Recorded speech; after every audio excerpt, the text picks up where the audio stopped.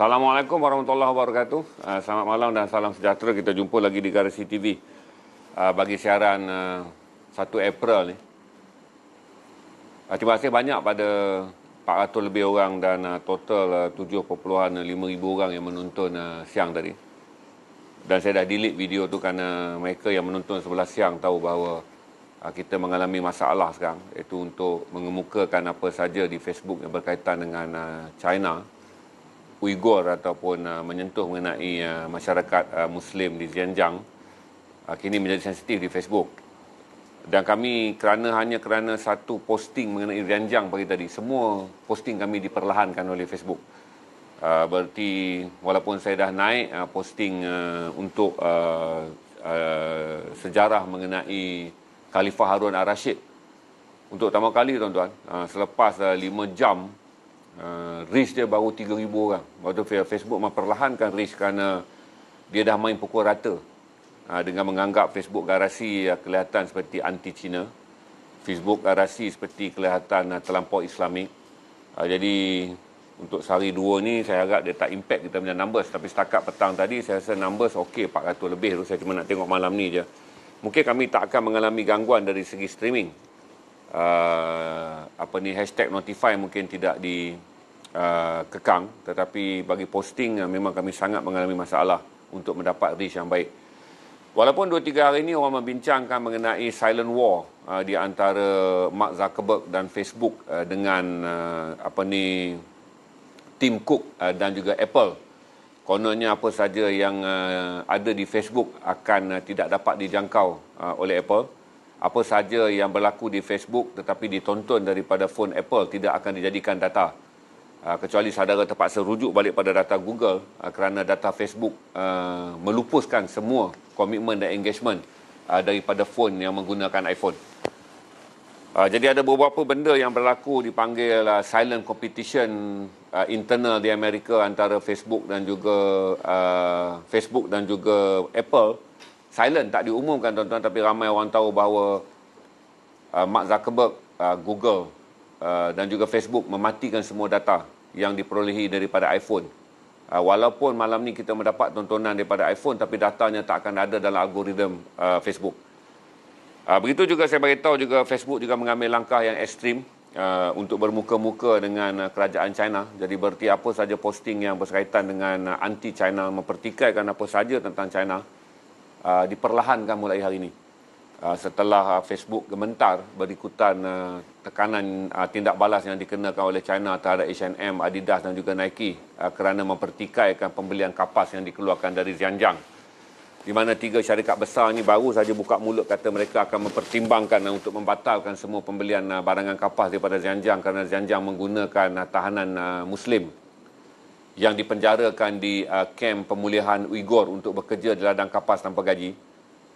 Tapi China bertindak balas dengan menyeru seluruh rakyatnya memboikot produk 3 jenama ni, H&M, Nike dan juga Adidas, hinggalah ketiga-tiga syarikat ni memohon maaf dengan membuat keputusan diplomatik dengan mengatakan mereka akan merujuk semula apa yang telah mereka katakan tentang Xinjiang.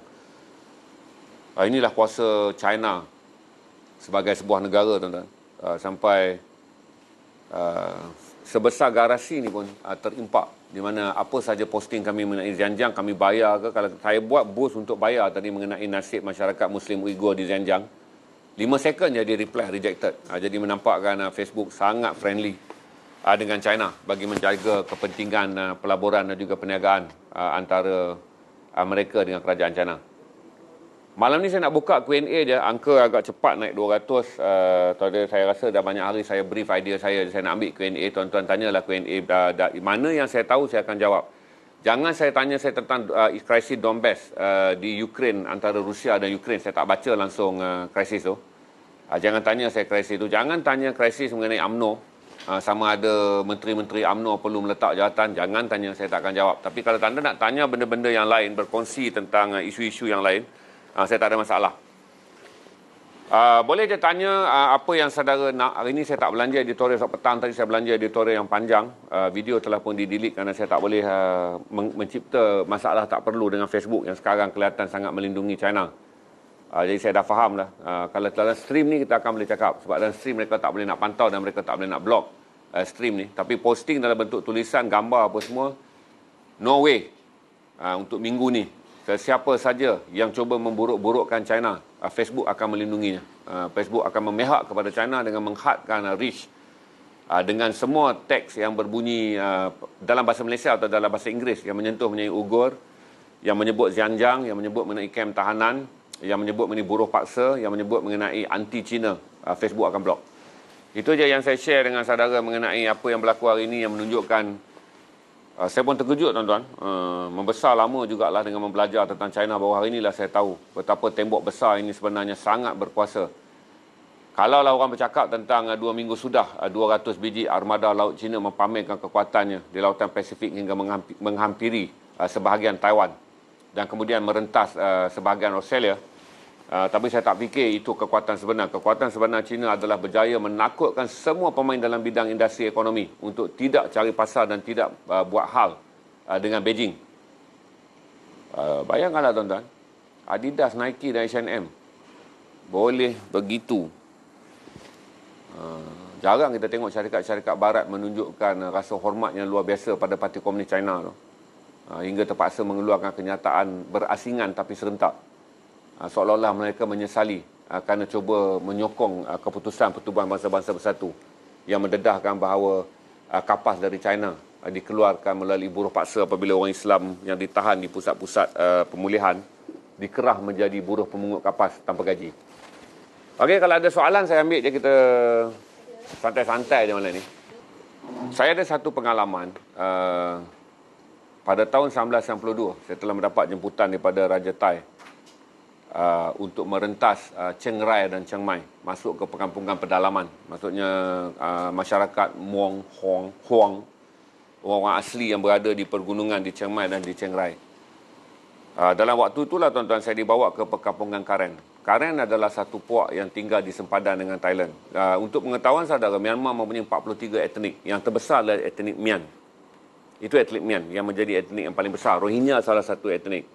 Salah satu lagi etnik adalah Karen yang juga menuntut wilayah merdeka mereka sendiri. Yang kedua adalah etnik Chin yang juga menuntut wilayah merdeka mereka sendiri. Sejak tentera merampas kuasa pada tahun 74, Karen ni, puak Karen ni telah berperang.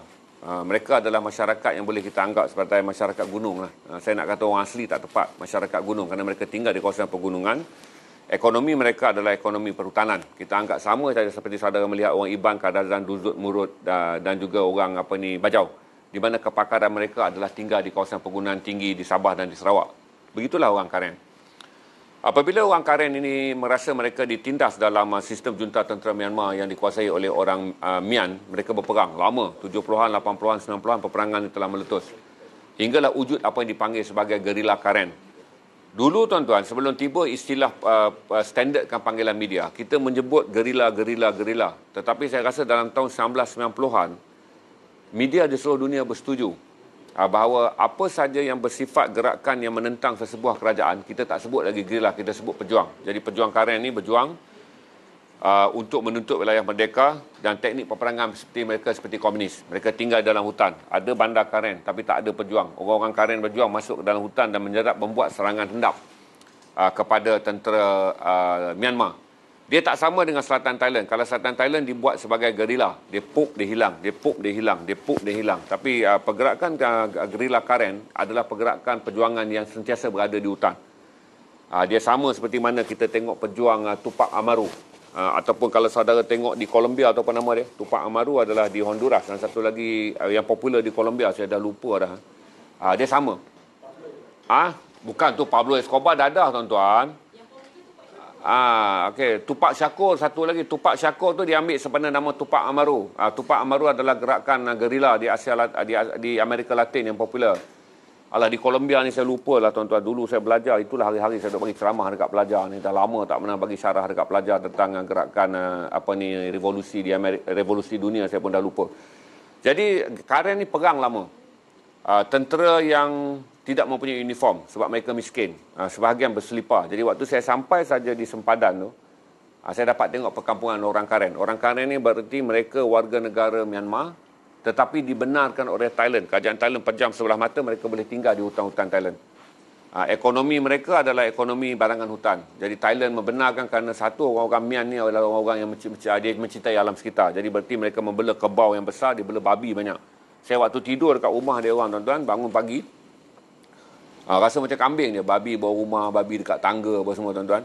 Berarti babi tu tengok saya pun dia rasa pelik, saya tengok babi tu pun dia rasa pelik. Sebab apa, tuan-tuan? Sebab malam tu saya makan nasi dalam rumah orang Karen. Walaupun dia kata makan sup sayur, saya tak tahu tak mangkuk periuk yang dia masak tu, dia masak babi sama. Jadi tak apalah, kita orang musafir dalam keadaan yang lara, tuan-tuan. Sebab perjalanan masuk gunung ke gunung, hutan ke hutan ni bukanlah perjalanan yang mudah. Kerana pada waktu tu kerajaan Thailand menjemput saya untuk menulis sebuah novel mengenai pengalaman saya melihat bagaimana masyarakat orang asli di seluruh Chiang Mai dan Chiang Rai. Kemudian saya ada satu pengalaman, saya pergi ke Cameron Highland. Dulu kan Cameron Highland ada chalet Milo tu, kita panggil apa? Yang macam tin Milo tu, ingat tak? Rumah. Kan kalau kita tak ada duit, kita pergi mengembara di Cameron, kita boleh tidur di rumah Milo tu. Dulu zaman saya kita panggil rumah Milo, 1998. Rumah tu macam tin Milo je. Kita duduk set. Dom. Saya ingat RM12 semalam kot. Dom. Dom lah dah. Dom kubah. Dom. Jadi kebetulan saya telah berjumpa dengan seorang lelaki Mak Saleh Hipis. Dia adalah intelijen MI5. Jadi bila kami sembang lama, dia tahu saya banyak, dia declare dia adalah intelijen MI5 yang berjaya mendapatkan pasport dan dokumen sebagai seorang penyelidik haiwan. Maksudnya dia ni datang ke Malaysia pun kerajaan Malaysia tak tahu kepakaran dia. Dia sebenarnya adalah ejen MI5. Tapi dia membina sebuah pertubuhan yang berorientasikan alam sekitar. Jadi dia akan masuk ke Malaysia, melaksanakan kerja dia adalah menanda berapa banyak jumlah tenggiling. Mereka akan pasang satu lampu pada ekor tenggiling, dia bayar pada orang asli. Dia bagi itu, orang asli pasang, setiap orang asli pasang, mereka akan bayar duit. Jadi pada setiap malam, kerja dia adalah melihat cahaya yang keluar daripada gelang yang dipasang pada tenggiling, dia akan kira tenggiling tu. Jadi dia buat operasi yang sama di Karen, tapi bila dia sampai saja, kerajaan Thailand lepaskan saja dia masuk ke sana, dia mengajar tentang penggunaan senjata. Jadi daripada dia lah saya dapat banyak informasi bagaimana Karen berjuang. Senjata yang mereka miliki, macam mana British membantu menggunakan penduduk Thailand membawa senjata dan dibekalkan pada gerila Karen. Kerana pada waktu itu British menyokong perjuangan Karen. Tuan-tuan kena ingat, Myanmar adalah bekas jajahan British. British memerdekakan Myanmar pada tahun 1948. Apabila British memerdekakan Myanmar, Myanmar sepatutnya menjadi sebuah negara taat British. Dia jadi Commonwealth. Macam Malaysia lah negara yang taat British, dia panggil mesra British. Tapi pada tahun 1974, rampasan kuasa tentera telah berlaku. Dan rampasan kuasa telah mengubah Myanmar daripada sebuah negara demokrasi tinggalan British kepada sebuah negara komunis pro-Cina. Di mana Myanmar junta tentera rampas, junta tentera walaupun namanya junta tentera tetapi dia mengamalkan sistem mesra China dan juga sebuah kerajaan sosialis. Jadi Karen ni berjuang dan bertempur. Kalau saudara nak ambil gambaran yang paling mudah, saudara bayangkanlah masyarakat di Sabah dan di Sarawak. Mereka tidak seperti orang asli Sakai, Jakun dan juga orang Temia di Banjaran Titiwangsa. Tak. Dia lebih kepada kehidupan seperti orang dusun dan orang Kadazan di Sabah. Mereka mahir tentang hutan, mereka mahir tentang tumbuhan, mereka mempunyai sektor pertanian yang sangat bagus. Jadi Thailand memberi banyak ruang hinggalah saya masuk ke perkampungan Karen yang banyak. Kebijaksanaan mereka adalah memelihara kerbau dalam hutan. Berarti orang bela kerbau di padang lapang, tapi orang Karen bela kerbau di dalam hutan tebal. Kemahiran mereka adalah menternak kerbau liar, yang kerbau liar itu yang menilai-nilai komersial yang sangat tinggi. Ekonomi utama orang Karen adalah menyuduk keluar batu berlian. Berarti dia walaupun dia Karen ni, dia ada baik juga dengan orang Mian. Dia ada ekonomi gelap dia. Di mana ekonomi gelap ni, di mana orang-orang Karen ni mendapat bukan berlian, batu delima. Kerana tuan-tuan kena ingat batu delima Burma mempunyai batu delima yang sangat baik. Dari 3 segi emas tu, selain daripada perniagaan dadah ganja yang terkemuka dulu, tetapi orang Karen tak terlibat dalam perniagaan 3 segi emas ganja, tapi mereka adalah penyelundup batu delima berkualiti tinggi yang dibawa keluar, kemudian diambil oleh orang Thailand dan dijual. Jadi kerajaan Thailand menutup mata kerana satu adalah mereka memberi perlindungan kerana Thailand juga menyokong perjuangan Karen dan tidak gembira dengan cara kerajaan junta tentera melayan suku-suku kaum etnik ni. Dan kemudian Thailand menikmati banyak manfaat kerana mereka adalah masyarakat tani yang hanya tinggal di hutan-hutan. Jadi dia tak datang Kuala Lumpur, pugar kampung, menyusahkan tuan-tuan. Macam tuan-tuan duduk malam tu marah dekat orang Rohingya. Orang Karen dia pergi, dia masuk, dia duduk dalam hutan. Yang orang Thailand pun tak duduk dalam hutan tu. Mereka duduk. Dan kehidupan tani mereka sara diri. Berarti mereka tak datang ke bandar-bandar besar dan mengganggu orang Thailand. Kerana ekonomi sara diri mereka di dalam hutan. Mereka pelihara banyak babi dan babi dia sihat-sihat. Tuan-tuan, babi hutan semua yang sihat-sihat. Dan mereka memelihara kerbau. Dan mereka menggunakan gajah sebagai pengangkutan dalam hutan. Dan mereka menjadi tertulang utama bagi ekonomi penyeludupan berlian, penyeludupan batu rubi.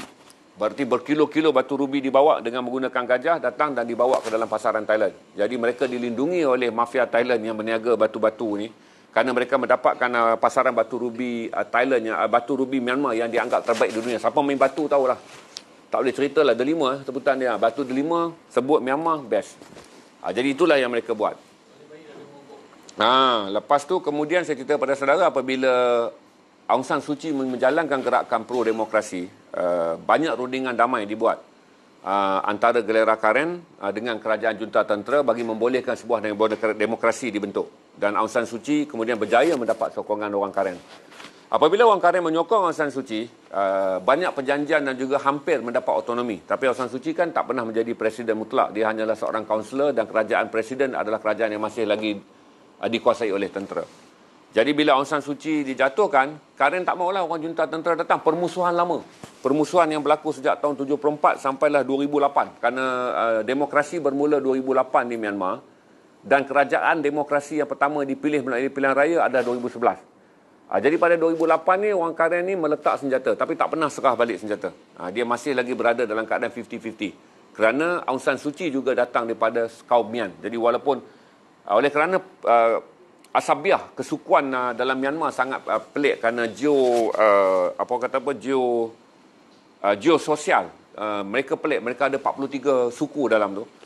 Jadi sekarang bila berlaku peristiwa tu, orang Karen, satu, orang tuduh mereka menyokong Aung San Suu Kyi. Tapi pada saya lebih kepada mereka tak mahu kembali. Kerana dendam mereka kerana junta tentera telah membunuh begitu ramai pejuang kemerdekaan Karen. Ketika Karen nak menuntut kemerdekaan, junta tentera telah menjadi musuh berketurunan dengan orang Karen sejak tahun 74. Berarti itulah perang yang berlaku. Dan sekarang oleh kerana junta tentera mula rasa risau selain daripada penunjuk perasaan yang tidak bersenjata yang berada di bandar Mandalay dan juga di bandar Rangoon, yang menjadi bandar utama di Myanmar, mereka juga bimbang sekiranya serangan senjata daripada gerila Karen. Jadi bila gerila Karen mula nak mengangkat senjata sebagai tanda menyokong Aung San Suu Kyi dan menentang kerajaan sosialis junta tentera, serangan dimulakan semalam. Itu yang saudara tanya tu adalah serangan bertubi-tubi udara dan darat dilancarkan. Jadi Thailand berada dalam keadaan panik sekarang kerana Thailand akan menerima limpahan pelarian Karen yang dah balik daripada 2008 bila perjanjian damai dah ada. Orang Karen ni meninggallah hutan-hutan Thailand. Bukan meninggalkan hutan-hutan Thailand dan balik ke dalam wilayah Karen di Myanmar. Tapi bila sekarang ni berlaku hambatan tu, tentera Myanmar senang je tuan-tuan. Dia kalau boleh tak nak orang Karen menjadi warga negara. Dia sama seperti mana dia menghalau Rohingya keluar, 1 juta orang Rohingya keluar. Dia pun nak halau 1 juta orang Chin keluar. Dia pun nak halau 1 juta orang Karen. Siapa saja menjadi masalah kepada kaum Mian yang kini menguasai junta tentera akan dihalau keluar daripada bumi Myanmar. Thailand lah yang sedang menanggung beban. Kerana satu adalah Thailand, kalau boleh sekarang, Thailand kan sudah menjadi sebuah negara yang bersih. Dia bukan lagi sebuah negara yang penuh dengan penyudupan dan ekonomi mafia. Kerana Thailand dipimpin oleh Chan O-chan ni, dia adalah seorang jenderal tentera. Dia mahu wajah Thailand tidak lagi dianggap sebagai wajah korupsi dan ekonomi hitam. Tapi nampak macam itulah, kalau perang saya rasa Thailand kena bersedia untuk menerima kembali pelarian Karen yang akan masuk semula ke Chiang Rai dan Chiang Mai. Dan tinggal di kawasan-kawasan perbukitan di dalam sepadan dan kemudian berlakulah perang gerila lagi. Dan saya fikir kata, kalaulah perang ni berpanjangan, Barat akan bertepuk tangan kerana mereka tak mungkin boleh mencetuskan banyak kekacauan jalanan dalam jangka panjang. Kerana kekacauan jalanan ni, kalau kita sekarang, maksudnya sekarang ni George Soros terlibat. Banyak pemerhati politik mengatakan George Soros dan New World Order yang menyalurkan wang untuk membolehkan masyarakat Burma bangun di jalanan dan menentang kerajaan rejim tentera. Jadi sebab tu kebangkitan berlaku dengan pantah dan konsisten. Kerana wang dibawa masuk, intelijen MI5 pun ada di situ. Jadi semua gerakan yang berlaku di jalan-jalan di Myanmar sekarang adalah gerakan yang ditaja oleh Soros dan juga New World Order. Tapi saya fikir kata British akan tetap menggunakan sekali lagi Karen. Jadi hubungannya terputus lama di mana British adalah pembekal utama senjata pada perjuangan Karen untuk berjuang untuk bagi mendapatkan wilayah autonomi. British akan masuk campur. Sekarang kita akan lihat berapa banyak pintu sempadan yang Thailand akan buka. Sanggupkah Thailand mengamalkan dasar lama pejam mata dan kemudian senjata diselundup masuk kepada ke gerila Karen dan gerila Karen menggunakan senjata untuk menentang junta tentera. Saya fikir kata agak sukar kerana Chan Ocha adalah seorang janda tentera yang menjadi Perdana Menteri yang bijak, seorang yang mempunyai pandangan yang luas. Saya tahu, saya mengkaji banyak profil beliau. Beliau satu-satunya seorang pemimpin tentera yang tidak menyamai mana-mana wajah pemimpin tentera yang pernah merampas kuasa. Dia mempunyai daya intelektual yang tinggi, pandangan politiknya sangat luar biasa, kuasa diplomatiknya sangat hebat, dan dia sangat licik. Chan Ocha ni, orang sangat licik. Orang ni kalau dia tak banyak bercakap, tuan-tuan, licik dia lain macam. Itu je saya boleh jawab kepada mereka yang bertanya tentang Karen di sempadan Myanmar dan Thailand. Berbeza. Tuan-tuan, Karen, Cina apa semua beza. Sebab tu saya katakan Myanmar negara yang pelik. 43 etnik di dalam tu. Rohingya dari dipanggil Bengali, Benggala. Dia menganggap Rohingya tu Bangladesh. Sebab mereka adalah mempunyai darah bahasa yang sama. Sebab tu dia tak mau terima orang Rohingya. Kerana dia kata orang Rohingya patut pulang balik ke Bangladesh. Kerana dia menganggap Rohingya adalah pendatang Bangladesh. Begitu juga dia tak mau orang Karen. Dia nak kalau boleh keluasan wilayah Myanmar tu adalah kawasan milik penuh orang Myan. Kesilapan British yang paling besar dulu, ketika Myanmar dijajah, British menjajah hanya sebagai kawasan per kawasan per kawasan. Kerana British menjajah hanya pada abad yang ke-18, pada abad yang ke-19. Cuma bila British nak merdekakan, dia pukal. Sedangkan waktu dia jajah, Arakan adalah sebuah wilayah asing yang diduduki oleh orang Myanmar. Karen adalah sebuah negeri asing. Tapi British dah jajah dulu, selepas Perang Dunia Kedua bagi melupuskan pengaruh Jepun yang kalah perang. Bila British dah tak larat, dia merdekakan, dia merdeka pukal. Jadi negara tu tidak seimbang kerana terlampau banyak suku kaum. Dan mereka tidak mempunyai pemimpin yang hebat macam Soekarno. Soekarno waktu Indonesia nak merdeka, dia berjaya menyatukan semua. Soekarno berjaya membentuk semangat bangsa Indonesia. Jadi Indonesia walaupun mempunyai banyak suku, mereka bersatu kerana semangat Soekarno. Tetapi apabila Myanmar merdeka, mereka tidak mempunyai seorang Soekarno yang boleh membentuk kita ini adalah bangsa Myanmar. Sebenarnya nama Myan itu sendiri dah prejudis kerana dia Myanmar, merujuk kepada suku Myan. Seolah negara itu milik suku Myan, sedangkan di dalamnya ada orang Karen, orang Cina, macam-macam lagi. Itu beza dia. Kalau saudara sebut dia tu memang tak mustahil. Tapi Karen dan Cina yang paling berbahaya kerana mereka mempunyai sejarah perang yang panjang dengan junta tentera. Jadi junta tentera lebih memandang rekod gerila Cina dan gerila Karen sebagai musuh utama berbanding suku-suku lain yang lebih kecil. Orang isap orang dah minum ketum tu kan, segitiga emas dah tak ada dah. Segitiga emas dekat Malaysia, Thailand pun pakai ketum kita tu, ketum urat merah Malaysia yang baik tu. Dulu segitiga tu popular kerana di situlah dadah, pusat dadah. Tetapi oleh kerana bila berlaku perang Afghan tahun 79, Afghanistan menjadi pembekal dadah pasaran gelap yang paling besar di dunia. Jadi untuk menyeludup dadah daripada Thailand dah susah. Segitiga emas tak boleh buat operasi kerana dia bukanlah laluan mudah kerana kerajaan Thailand mengetatkan banyak undang-undang. Jadi apabila perang berlaku di Afghanistan terpecah. Jadi wilayah yang dikuasai oleh seorang walot perang yang terkenal, Jeneral Abdul Rashid Dostum. Di Afghanistan ni kan bila pecah dia ada 4 jeneral. Satu adalah Burhanuddin Rabbani, Gabuddin Hemitiar, Ahmad Shah Masud dan satu lagi Abdul Rashid Dostum. Rashid Dostum ni dia dapat satu wilayah. Dia perang, dia lawan Rusia, dia kontrol satu wilayah. Dan wilayah dia lah yang paling banyak mengeluarkan bunga popi. Oleh kerana Afghanistan mudah untuk menyeludup dadahnya pergi ke Rusia dan kemudian pengedaran darah dunia diambil oleh mafia Rusia. Bererti kedudukan segitiga emas sudah tak berfungsi kerana dia bukan lagi laluan trafik yang boleh mudah. Berbanding mereka mendapat bekalan popi daripada Puak Abdul Rashid Dostum, proses dan kemudian mafia Rusia yang menguasai pasaran dadah. Kerana di Amerika menggunakan kokain. Jadi kokain datang daripada Tupac Amaru yang saya kata segala Colombia ni, aku lupa nama, ya Allah Tuhan ko. Tapi untuk dadah heroin, memang akan datang daripada Rusia, di mana bekalannya akan datang daripada bumi Afghanistan. So segitiga emas dah tak ada dah. Orang Malaysia pun minum ketum ya tuan-tuan. Ketum urat merah tu. Merdeka pukal macam tu. Berarti ada soalan mengatakan bagaimana kemerdekaan pukal. Kemerdekaan pukal ni macam ni. Bila Sepanyol memerdekakan Filipin, Sepanyol dia tak pernah takluk pun Mindanao. Dalam perang ni, Sepanyol hanya boleh menakluk pulauan-pulauan lain. Cebu apa-apa semua tu, Luzon apa semua dia takluk di bawah Filipina. Mindanao ni menjadi sub taklukan. Sah takluk atau tak takluk tak tahu. Seperti kedudukan Aceh di Indonesia. Tapi bila Belanda merdekakan, bila Sepanyol memerdekakan Filipina, dia serah pada Filipina termasuk Kepulauan Kesultanan Sulu. Yang sebelumnya tu, sebelum datangnya Sepanyol, Kesultanan Sulu ni adalah sebuah negara berasingan. Sebuah wilayah berasingan. Cuma Sepanyol jajah, bila dia merdeka, dia pukalkan sekali. Dia sepatutnya merdekakan sebagai dua negara. Kesultanan Sulu, itu orang-orang yang berada di Mindanao Muslim ni sebagai satu negara, seperti sebelumnya, dan memerdekakan Filipina sebagai satu negara. Dia pukal. Sama juga seperti mana Belanda memerdekakan Indonesia. Sebab katanya orang Aceh, mereka tidak pernah dijajah oleh Belanda. Tapi bila Belanda merdekakan, dia merdekakan pukal. Tapi Aceh berjaya menyertainya kerana Soekarno pernah lari dan bersembunyi di Aceh. Maka itu sebab itu Soekarno punya perasaan sentimental terhadap orang Aceh, kerana dia kata orang Aceh lah yang memberikan beras untuk dia makan ketika dia bersembunyi, ketika dia diburu. Jadi Aceh masuk kerana kepercayaan itu, kekuatan Soekarno, dia berjaya menunjangi semua suku Indonesia untuk menggelarkan diri mereka Indonesia. Kemudian cepat-cepat mereka dia bangunkan Pancasila. Dan oleh kerana tempoh yang dia pegang tu sampai sekarang, Pancasila tu tak pernah diubah oleh mana-mana parti yang memerintah Indonesia, maka Pancasila tu kuat. Jadi semangat bangsa Indonesia tu tinggi, walaupun sebenarnya bangsa Indonesia tu berpuluh-puluh suku. Dia tak berlaku di Myanmar. Yang paling susah adalah kerana tiada tunjang. Dan apabila Myanmar dibentuk, orang-orang Myan menganggap itu tanah air dia. Bangsa-bangsa dan suku-suku lain dianggap sebagai bangsa penumpang. Itu dia halau keluar orang Rohingya. Dan sekarang dia dalam proses untuk menghalau keluar orang Karen. Itu yang anda saudara lihat mulai semalam, serangan tentera udara dan juga serangan tentera darat, unit artileri semua dah mulai ambush tu. Dia akan balik perang macam 80-an, 90-an.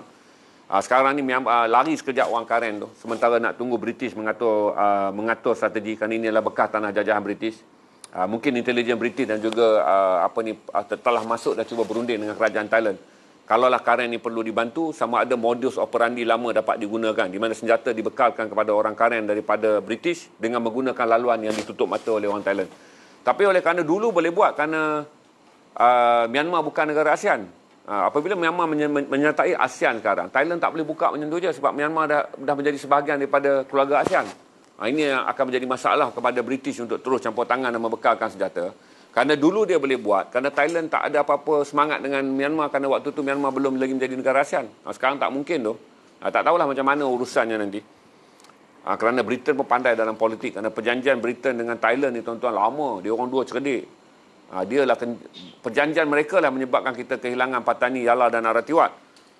Di mana siang perjanjian 1907 kita menyerahkan wilayah kepada Thailand adalah kerana perjanjian sulit di antara British dengan Thailand. Jadi kalau kita sebut balik, apa saja yang tak mungkin kita fikirkan sekarang, pada saya mungkin lah. Sebab Thailand mempunyai sejarah yang panjang, berkompromi secara gelap dengan orang-orang British. Jadi mungkin itu akan mereka lakukan sekiranya Thailand rasa dia mendapat manfaat sokongan dengan memberikan laluan kepada British, membekalkan senjata kepada pejuang Karen, dan kemudian dia mendapat manfaat ekonomi. Itu dia tak pasti macam mana jadi nanti. Tak juga. Soalan mengatakan apakah kemerdekaan pukal tu untuk tujuan porak-poranda, tak. Pada waktu tu kan lepas Perang Dunia Kedua. Kebanyakan Indonesia merdeka tahun 48, kita merdeka tahun 57, India merdeka tahun 47. Lepas Perang Dunia Kedua, kebanyakan negara-negara kolonial ni dah jatuh papa. England tak mampu takbir empire dia, sebab dia pun perang, dia pun habis banyak duit untuk melawan Jerman. Spanyol pun begitu. Jadi selepas Perang Dunia Kedua, kebanyakan negara-negara kolonialisme terpaksa mengundurkan diri mereka daripada tanah jajahan, kerana mereka terpaksa menumpukan wang dan juga proses pembangunan, membangunkan negara mereka yang musnah teruk akibat Perang Dunia Kedua, angkara Nazi. Jadi oleh kerana nak mudahkan, dia pukalkanlah. Dia nak fikir apa, dia dah tak ada kepentingan. Dulu dia ada kepentingan nak ambil timah, nak ambil getah daripada Malaysia, dia meniaga pukal. Kemudian dia panggil Sabah dan Sarawak sertai. Di Filipin macam tu juga, dia menyamun macam-macam kata dekat Filipin. Bila sampai peringkat dia nak, tuan-tuan bila nak tinggal kedai makan, tuan-tuan tinggal macam tu je, bayar, meja saudara tak kemas, pinggan saudara tak peduli, tulang ikan saudara anggap, kau selesai lah masalah. Aku dah bayar kau duit. Kita akan ada perasaan tu macam tokai restoran. Begitulah juga kolonial yang nak memerdekakan sebuah negara. Aku dah bagi kau kemerdekaan, kau cucilah segala kotoran meja makan dan segala toilet, segala tandas yang telah aku tinggalkan.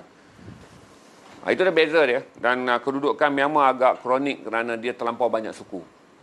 Dan diburukkan lagi, kalaulah dia tak dirampas, kalaulah tentera tak melakukan rampasan kuasa dan kemudian menjadi negara sosialis, mungkin mereka akan dapat banyak bantuan perkhidmatan diplomatik dan sokongan ekonomi daripada British.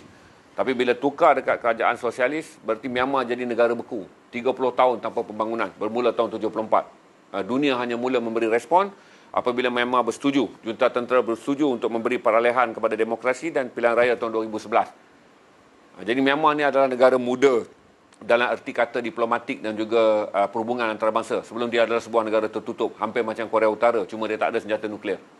Okey? Panjang dah tu, 35 minit. 30 minit dah kita belanja.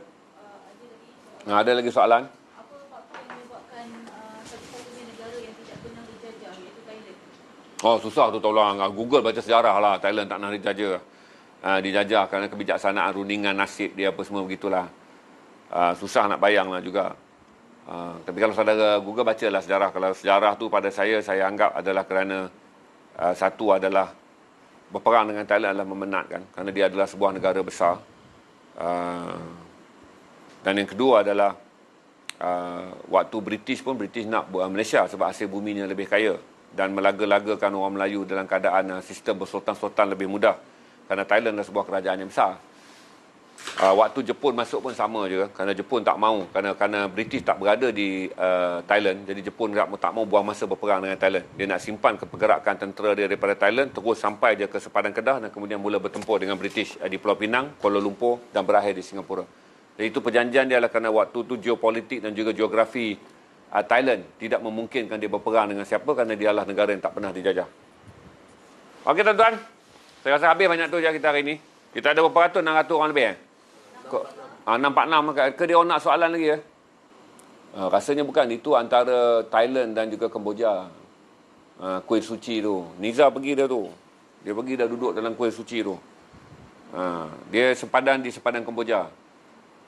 Bukan dengan Myanmar. Perbuatan kuil suci itu adalah di sempadan Kemboja dan sempadan Thailand. Ni kes lama tuan-tuan. Kerana peperangan Angkor, Empire Ayutthaya dan Angkor ni kan panjang. Jadi itu je sampai satu masa garis sempadan tu tak begitu jelas. Orang Thailand kata itu kuil suci Buddha milik mereka kerana kuil itu juga kuil heritage, kuil lama. Tembak menembak pendek je tu. Diselesaikan secara diplomatik kerana kedua-dua negara adalah negara anggota ASEAN dan telah diputuskan pun kuil itu adalah milik Kemboja kerana berada dalam tanah Kemboja. Cuma beberapa kekeliruan dan juga rasa sentimental orang Thailand kerana menganggap itu adalah sebahagian daripada wilayah mereka dulu. Tapi saya rasa sekejap je, kes tu sekejap je diselesaikan.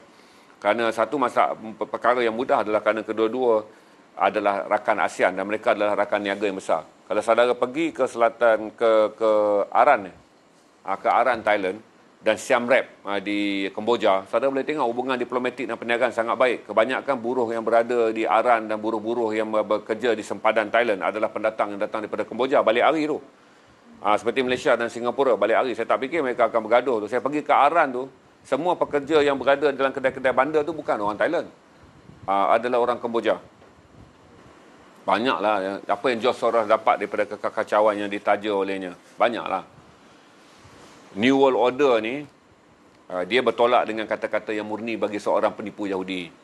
Ni penipu Yahudi mengatakan bahawa dunia akan menjadi lebih baik sekiranya masyarakat di dunia ini tidak dipisahkan oleh dua falsafah yang mengganggu, iaitu satu adalah agama dan yang kedua adalah bangsa. Jadi Soros menganggap bahawa dunia tidak akan aman selagi agama tidak diruntuhkan di semua negara dan dunia tidak akan aman selagi manusia dibenarkan berbangsa-bangsa.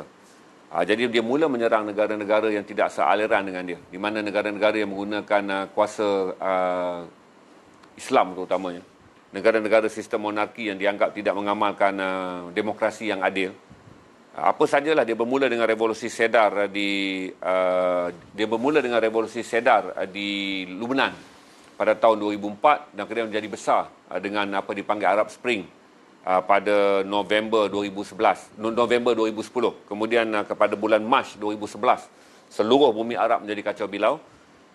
Sebahagiannya musnah terus, seperti Libya, bermula di Algeria, kemudian pergi ke Tunisia, pergi ke Morocco, pergi ke Mesir. Mesir berkemelut sekejap, Libya berperang sampai sekarang, Syria berperang sampai sekarang, di Lubnan dia gagal, di Jordan dia gagal, dia cuba melakukan di Bahrain, di Arab Saudi, dan juga di Emirat Arab Satu, Kuwait dan Qatar, tapi gagal.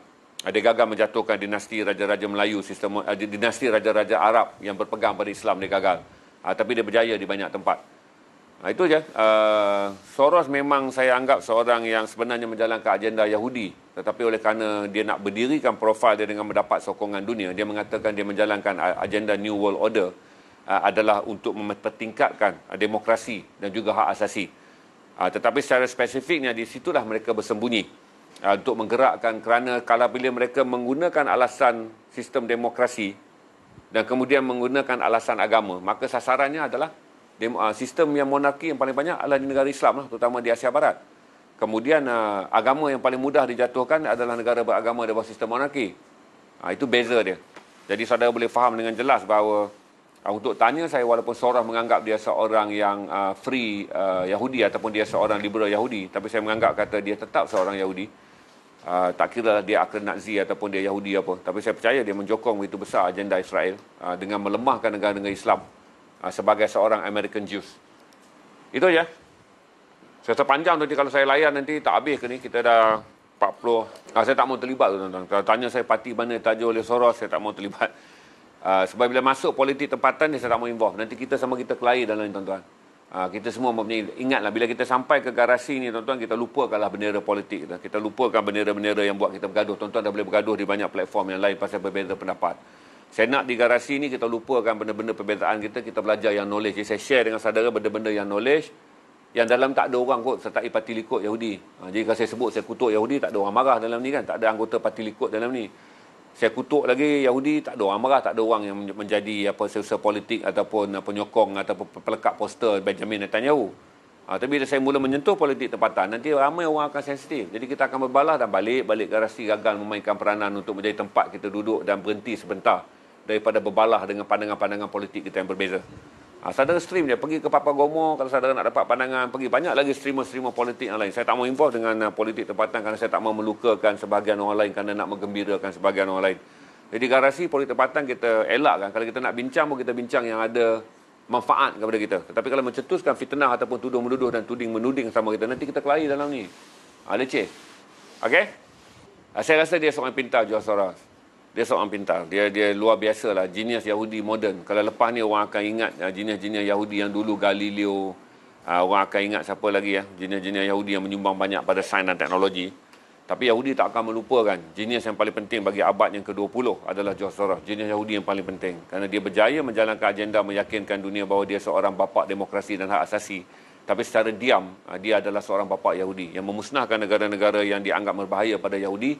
Tetapi berjaya mengabui dunia dengan mengata dia adalah bapa demokrasi dan bapa hak asasi. Itu kepintaran luar biasa Soros tu. Pandai dia membeli jiwa dan pandai dia mengatur agenda dia, dan dia mempunyai ramai kawan-kawan dia yang membantu dia dalam media Amerika dan dalam media British. Mereka menguasai media, Time Warner, AOL. 3 media tu dah berarti anda menguasai separuh daripada pandangan dunia. Kalau anda menguasai Time Warner, AOL tu, yang ada American Online, Warner yang menghasilkan muzik, filem apa semua tu. Kemudian anda ada menguasai CNN, BBC, CNN segala macam. Jadi anda boleh mengeluarkan filem untuk tujuan agenda Yahudi. Anda boleh mengeluarkan berita-berita online untuk mempromosi agenda Yahudi. Jadi mereka menguasai semuanya. Jadi mudah untuk Soros melaksanakannya kerana budaya menanam hak asasi telah dijalankan oleh agenda Yahudi. Hinggalah orang menganggap, seluruh dunia menganggap, ramai tuan-tuan yang percaya bahawa agama adalah penghalang kepada perpaduan dunia. Ramai yang menyalahkan kerana hanya agama. Oleh kerana Kristian menjadi the silent religion. Dia adalah agama yang diam, di mana agama Kristian tidak menjadi agama rasmi di mana-mana negara. Dia menjadi agama yang tidak bernegara. Berarti dia kurang tekanan. Tetapi Islam menjadi agama kepada 56 buah negara OIC. Jadi yang terdedah kepada agenda Soros adalah agenda Islam, adalah orang Islam. Kerana kita ramai, kita ada 56 negara. Malah tidak mana ada pertubuhan negara-negara Kristian. Hanya ada OIC, pertubuhan negara-negara Islam. Jadi itu yang menjadikan Soros melaksanakan agenda dia dengan bijak. Saya anggap dia genius tuan-tuan. Jangan marah, orang dari luar dan pendek kena jaga tuan-tuan. Memang bijak dia lain macam. Kalau tuan-tuan ada dalam ni kebetulan. Tapi Soros memang sangat luar biasa. Saya menganggap kata dia antara genius Yahudi yang hebat pada abad yang ke-20. Dia berjaya melakukan dengan mudah waktu dia marahkan Malaysia, dia marahkan negara-negara Asia Tengah kerana Asia Timur. Dia hanya memerlukan 24 jam je dengan melepaskan semua mata wang. Dia lepaskan pegangan mata wang Malaysia, dia lepaskan pegangan mata wang Thailand, dia lepaskan pegangan mata wang Won dengan mengajak semua 200 lebih orang yang berada dalam komuniti New World Order yang pemain ekonomi dunia ni. Habis tuan-tuan. Lumpuh Malaysia, lumpuh Thailand, bertukar kerajaan, jatuh Presiden Soekarno. Reformasi jalanan, berlarak, bertempur tentera dan rakyat di Korea Selatan. Di tangan seorang Soros apabila dia melempar pegangan dia. Dia tak mau pegang lagi mata wang negara tu. Dia nak beli dolar, dia jual mata wang negara tu. Kacau bilau. Luar biasalah orangnya. Okey? Panjang dah tu. Kita akan pergi pada sesi tak ada yang terkini Korea Utara ancam.